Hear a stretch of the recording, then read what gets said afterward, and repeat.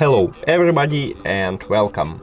In this video I will show you how to pair your headphones Xiaomi Buds 5 with your PC.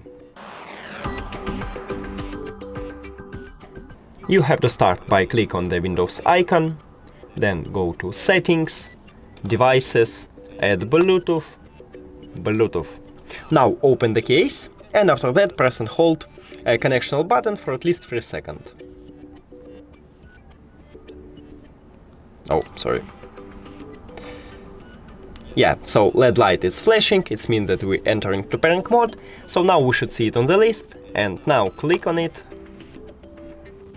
And done. And we just did it! Thank you for watching this video. If you found it helpful, please consider subscribing to the channel and leave the like on the video. It's really important to us. See you later!